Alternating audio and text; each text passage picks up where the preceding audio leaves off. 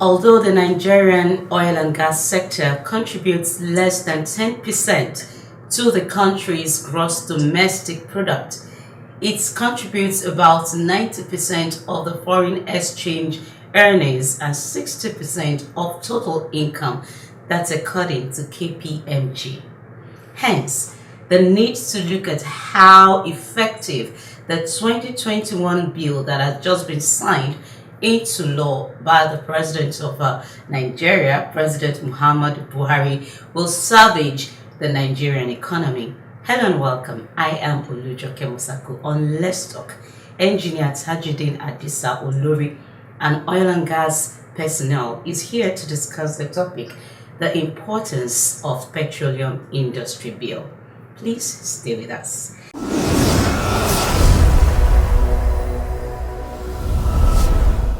Thank you so much, sir, for coming on the show. Yeah, thank you very much. All right, so what is petroleum industry bill, and what exactly is the key objective of this bill? The Petroleum Industry Act is an act that will guide the administration, that will guide the activities, the governance of the petroleum sector. We had laws in this country governing the activities in the petroleum sector, but definitely most of these laws are obsolete. We are not realizing enough, and there have been some developments. You know, it's not only in the petroleum industry that you have some obsolescence in the laws that we use in the administration or governance of various sectors. But the petroleum sector, like you have said at the beginning, contributes a lot into the revenue of Nigeria. So most of the laws that we had in place are making us to lose a lot of money. And so the struggle to make sure that we have appropriate laws in place started under the rule of the former President Obasanjo when he started the oil and gas reforms, when he was at the helm of affairs. But because of a lot of intrigues, it has taken this long before we come to this situation where we have it now being signed into law.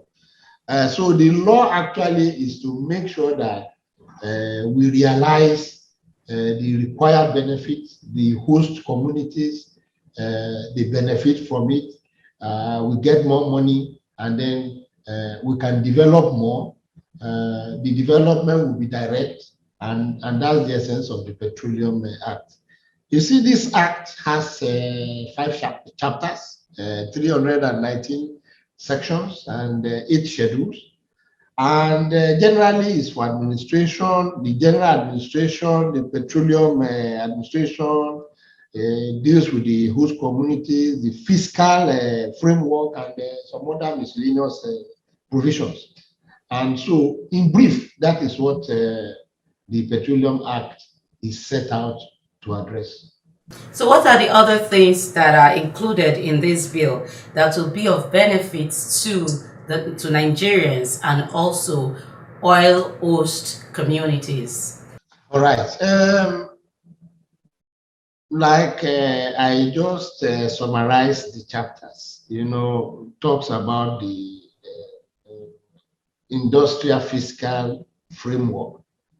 There are some specifics about levies, royalties, contracts. We have different forms of contracts in the petroleum sector. The law now specifies some of the required levies, taxes, and royalties that has to be paid. It's like if you look at our laws in this country, you will see that. No, let me talk about the one that is very common to everybody. if you go to the courts and you say you are going to swear affidavit, how much do you? Maybe you pay 5 naira, 50 naira, 500 naira. In Nigeria of today, how much is 500 naira? But that is the law, and it has not been reviewed. The same thing has been applying to the sector. How much do you pay per specified area when you are carrying out mining or you are prospecting somewhere? So the law has come to specify the amount that is in tandem with the realities of today. That is one. Secondly, 3% of the OPEX, the operating expenditure of the oil companies, has now been set aside.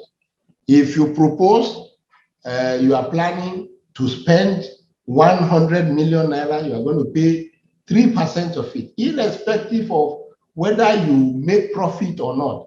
That is going into an account for the host communities, which will be spent to develop the host communities. If you look at what we had in the past, we have that 13% derivation that goes to the state government. And the state government might decide not to even spend 1 kobo of that amount on the host community. But this law has set out to provide for the host community. The communities will be involved in the administration, they will be involved in what projects need to be executed. And it is specified how that money is going to be spent. The law has provided that this 3% of the operating expenditure will be paid into an account for the purpose of developing the communities. And then the communities will be involved in the committee that will carry out the administration. About 75% of that amount will have to go into capital projects to develop those communities. The amount or the percentage that will spend in administration is restricted to about 5%. 20% of it goes into reserves. So that is part of the advantage, the advantages of the new Petroleum Industry Act. Another one is the NNPC is now going to be limited company. It will be a company that will be listed on the Company and Allied Matters Act. So it will now be operating as profit-oriented company. So it shouldn't be as in the past that you have situations where NNPC every year is telling us that they are making, they are incurring debts. Because when you are profit-oriented, you do everything to make sure that you realize profits. So it's going to make NNPC to be more efficient. And then auditing, the law has made it compulsory that you should have yearly audits of their accounts. So that is going to bring efficiency. That is going to bring accountability. That is going to make NNPC to be more focused and to make sure that Nigeria derives the right benefit. And it will make sure that NNPC is no longer the kind of conduit pipe that they have been in the past. I don't see NNPC that is profit-oriented now getting involved in implementing subsidy. So we will know the actual amount that we have been spending on subsidy.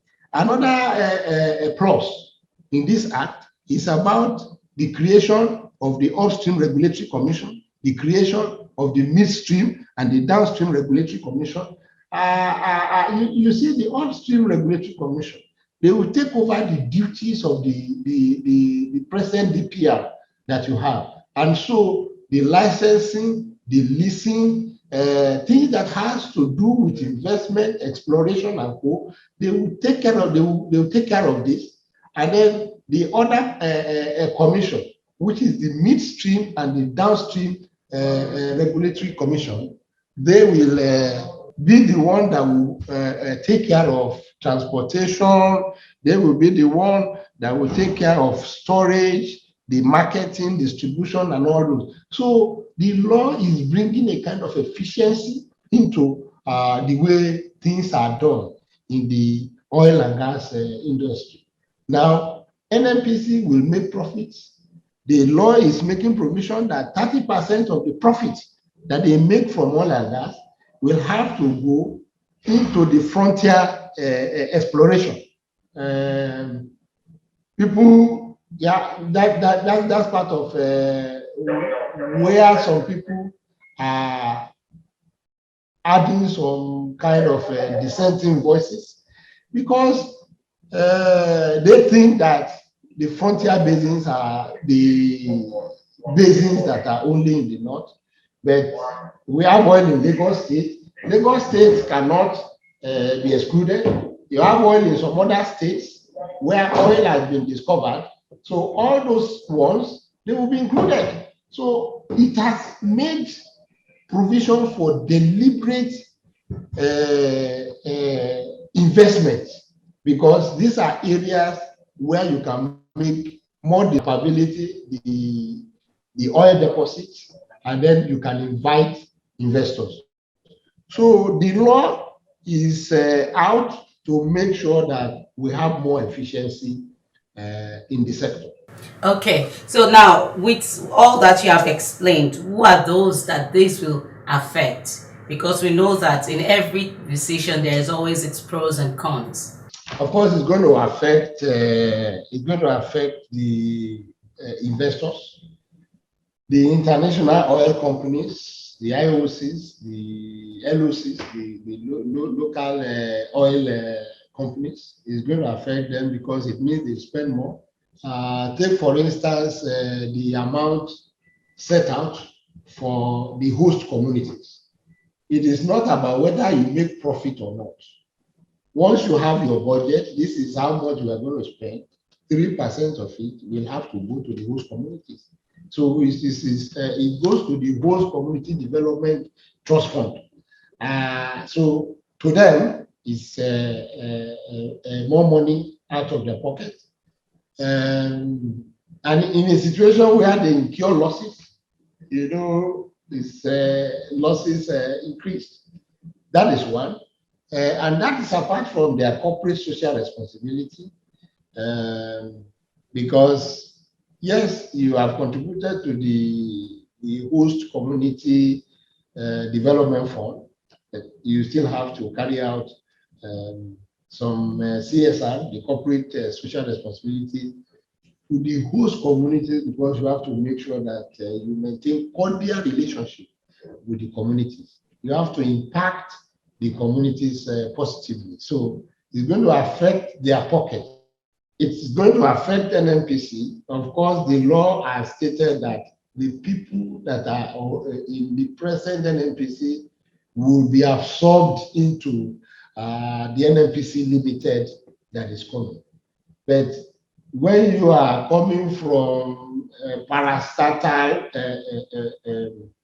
mindset, and you are coming into an environment where you have to be competitive, it's demanding on the staff, it will be demanding on the management, then it's going to affect the host communities positively. Positively in the sense that there will be money for development. But the communities, are they ready for that? Will there not be intrigues? Because if you have a community, I might want development projects in my own compound, and you want development in your own compound. Yeah, we are in the same community, but we come from from different clans, and so that might bring some form of disagreement when it comes to agreeing on the projects that you want to sign. So it's going to affect the communities also positively or otherwise, depending on the structure that they have in place, depending on the cooperation that exists in such communities. It's going to affect very many things. Even, like I said before, the money that will be coming will be more than what it used to be.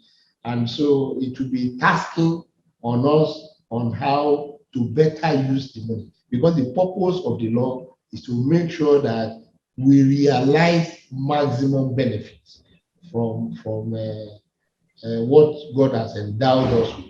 Thank you so much for that. Let's quickly go on this break, and then when we come back, we continue from there. Please stay with us.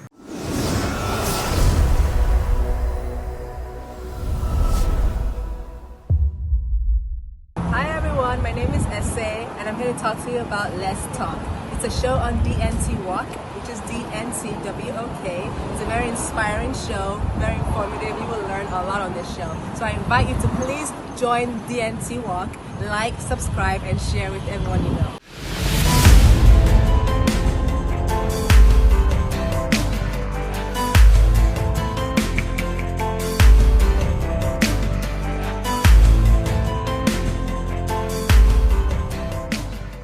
Welcome back. If you're just joining us, the program is Let's Talk, and the topic has been the importance of petroleum industry bill. I've been talking with engineer Tajudeen Adisa Olori. He is an oil and gas personnel. So let's continue from there. Thank you once again, sir, for standing by. Even as we continue in the discussion. Now, with President Buhari signing this into law, it has brought joy into the hearts of people. A whole lot of people are excited and all. Now, do you think this bill will be a game changer in the Nigerian economy and everything that has to do with the nation? Yeah, that is correct. I think we have to commend the president for assenting to it. Of course, some people are expressing their own reservation because of some gray areas that they think is not that very fair. But we have to commend the president. The bill has been in the works for over 20 years. Now, for the bill coming to him and he quickly assented to it is highly commendable. And it's going to be a game changer. Yeah, like you said. NNPC will move away from just representing Nigeria. NNPC will become limited company. So the activities will have to be focused on making profit. So it has changed the game for NNPC. Then the oil and gas, the investors in the sector, this law has come to put them on their toes in the sense that there are some levies that they have not been paying, the taxes, all these will be additional burden. Not that much burden. It's all idea. It's change there because the approach to attracting investments in the sector will be more proactive. It's not like we just sit down, yes, we have these, people can come. When you are focused on making profit, you have to canvass for people's interest. You have to canvass for people to come and invest. As we speak today, I don't think we have enough investment in the gas sector. Majorly, we were focusing on oil, and we have gas in abundance. So this is going to make us to be more focused on the gas sector to make sure that we have the right investment. We don't have enough right now. So it's a game changer, and I think people will benefit. Now, of course, every policy comes with criticisms because there is no law that is perfect anywhere in the world. Some people are complaining about the definition of the host communities now, because the law includes those communities where you have the pipelines. And people think it is not fair that it is aimed at maybe favoring some sections of the country. My own knowledge about policy formulation is about reviews to make sure that you fine-tune to address the current realities. So if you talk about formulation, you have to, it has to go through reviews, and then you try to fine tune, and then the policy becomes better and better. I believe that with time, some of the shortfalls that people are pointing at will be reviewed as promised by the Senate. Okay, so what should we look forward to now that, what should we look out for precisely from stakeholders and Nigerian government now that the bill has been signed into law and probably is workable? Yeah, it has been signed into law. Yeah, we expect compliance on the part of all the stakeholders. What we look forward to is we want to see NNPC to become a limited company. We want to see NNPC performing. We want to see NNPC declaring profits at the end of the business year. We want to see audited accounts of NNPC, the annual audited accounts. For some years, we've not had this. We want to see increased efficiency. We want to see effectiveness. We want to see more investment in the sector. And we want to see more money in the country. And when we have more money, we want to see more development in the country, because we lack the required infrastructure. Electricity needs more investment. Healthcare services needs more investment. Education needs more investment. We want to see increased expenditure, and then we want to see physical development, better infrastructure. So there are lots of expectations from this, because what the government has been complaining about is we don't have enough money, and now we have a venue to generate more money. So we Nigerians want to benefit from it. This will be the expectations from the people, because the host communities, the money is coming now. They want to see the capital projects in their communities. So it's just development. Thank you so much, sir. It's been wonderful having you, and I'm really glad to have this discussion with you. Thank you once again. Thank you very much. And to you out there, thank you so much for always watching Let's Talk. Until next time, when I come your way again with another exciting topic, I remain Olujo Kemosaku. Bye for now.